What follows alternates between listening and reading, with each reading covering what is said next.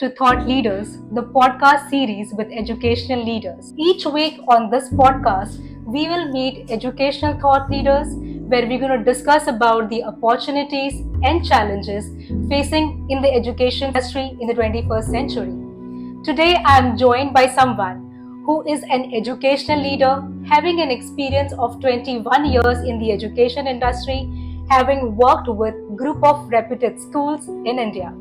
She strongly advocates experiential learning and feels the 21st century is the need of the hour and a part of life for Generation Z. A global goodwill ambassador, she is against any kind of child abuse and strongly believes in the empowerment of women through education. Welcoming none other than Dr. Shunila Joy Chauhan, the principal of Witty International School, Malad, Mumbai, who has made significant contribution to the field of education and has achieved great number of awards in her kitty. Dr. Shunila, it's such a pleasure to have you on the channel in my podcast series. Thank you so much for having me here, Ms. Pooja, and it was really wonderful to be given this opportunity to speak to such a wide audience about the 21st century skills and the importance of empowering our young ones. Thank you so much. I am very excited hosting Dr. Shunila. I'm sure the listeners there are equally excited. So with further ado, let's get started. Dr. Shunila, today we are in a paradigm shifting age.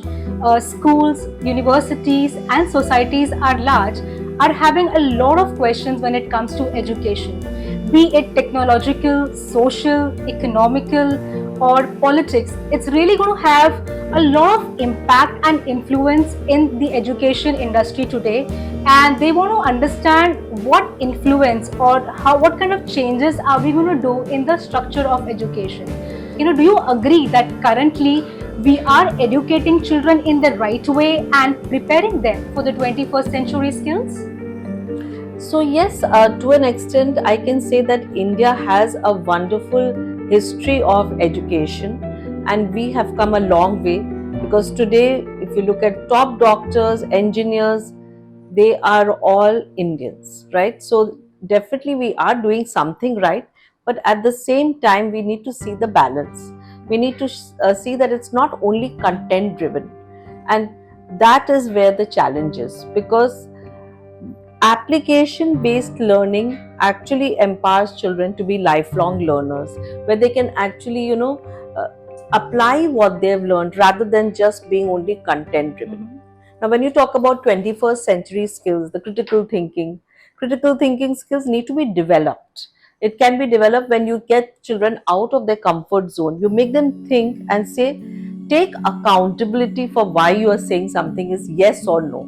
Don't just say yes and this is the definition and just copy it, because then how on earth are they going to remember this forever? How are they going to solve small or big problems in life? It's when it actually stares at you in the face, when you have to solve something, that's when you start applying what you learned. Absolutely. Isn't it? Simple thing like opening a bottle of maybe jam. Now you keep on and on, I can't open it. Yes. So what do? If a child has remembered that, the expansion theory, he will take some hot water, turn it upside down and let it rest for a minute and then open that jar of jam. Right, just the other way. So he has applied what he learned, and that is what our Indian education or any education needs to make children ready, future ready to learn and to apply what they have learned. Absolutely. And all our critical thinking skills, all our higher order thinking skills should prepare us for that. Till the time you apply something, because otherwise everything is limited in your books. Till the time you apply and get a hands-on learning, that is when the actual 21st century skills come into it, and this is how schools can actually prepare their students. Thank you so much for that answer, Dr. Shunila. We'll go to the next question. The 21st century classroom recognizes that tomorrow's job don't exist yet. And today the world needs multi-dimensional approach and skill-based curriculum in action. Curriculum that is creative and collaborative in approach. So, as an extension to this, what according to you are the 21st century skills that today's students need to become the world changers of tomorrow, and how can schools actually support this? So the biggest, the first skill is communication, I believe. If you can communicate, then you have actually solved half your problems. It's what you convey to the next person and how you convey it.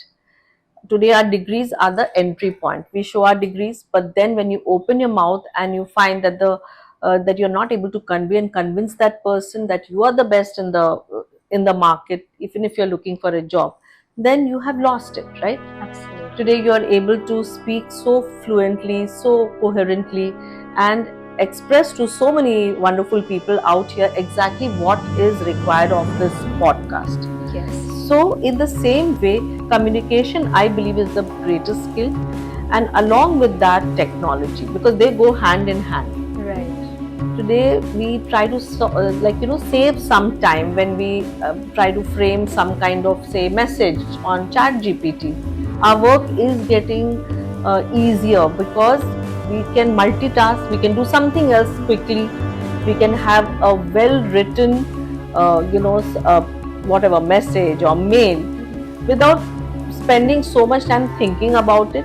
That does not mean we replace things, but yes, it is interwoven. Technology is interwoven, and today's 21st century skills for our young learners is going to be even more data driven.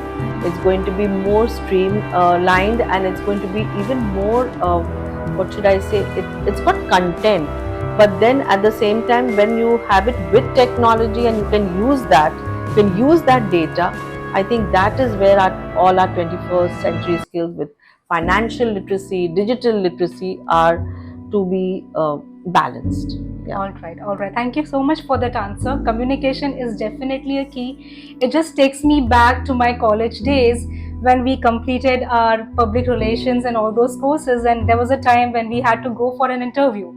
And of course, I had a couple of my friends, they had very, very heavy CV, and I was like, oh my god, I stand nowhere. But when the actual time comes, like, when you actually go for an interview, I totally agree with ma'am, because that's how you are presenting yourself through your communication skills. Though my CV was not that heavy, I was a fresher, but I could crack that interview vis-a-vis my friends. So I completely agree to what the point. Communication is the key. And secondly, a very key point that you mentioned, ma'am, is about technology. So yes, well, I was working in school, so I had a chat with a couple of teachers, and they're like, this is going to replace us. So yes, technology is not going to replace you teachers. It's just there as an addition, as a support to you. And a very important point is it saves time. Yes. To which I completely agree. And Chat GPT has been a debate whether it's a go for thing or no. So great. Thank you so much, Dr. Shunila, for that answer. That takes us to the next question. We talk about opportunities, and since we already spoke about technology, so if I speak about what opportunities in terms of rise in technology or globalized economy or increased diversity in student population that the 21st century present, and how can schools actually leverage this? Okay, so when we wonder how do schools leverage this, it's not just about technology, it's also about exposure. When we have exposure to student exchange programs, we see how children are using the old school theory as well as new technology integrated. So see, you do still need to write an essay, but if you're going to get some help on the internet to look for better words, you can make your class interactive. Okay, so for example, if you have your entire class also with using Padlet or things like that, or a quick poll in the middle, you have broken the monotony of a class of just a lecture talk method or just only group discussions. How many PowerPoints and videos are you going to show? But when you integrate these things, I think that is the exposure to that really makes not only as a teacher your class interesting, the child has learned it forever. And if you're talking about later on even in a job, when you are presenting something, your point of view. So with students from across the globe, when they are even taking university admissions in different kinds of universities, I mean all across. So if you notice, now the student population has become really globalized because of the fact that they are able to communicate with each other.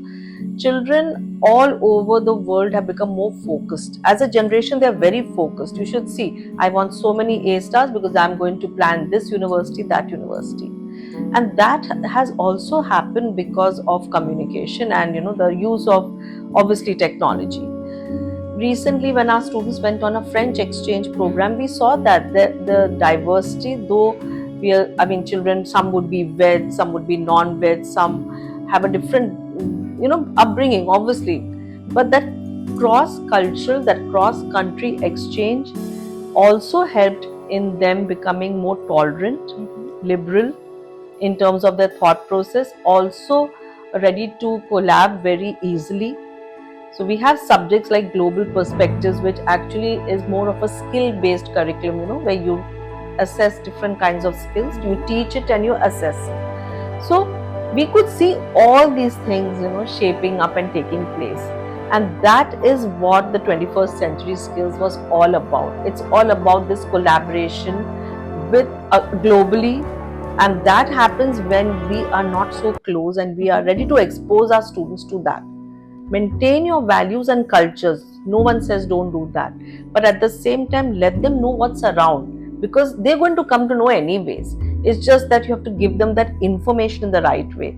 So media literacy is it plays an integral role, and that means that we need to monitor what they do, but at the same time give it to them. Don't stop everything and then wonder why did my child not be at that level that the others are.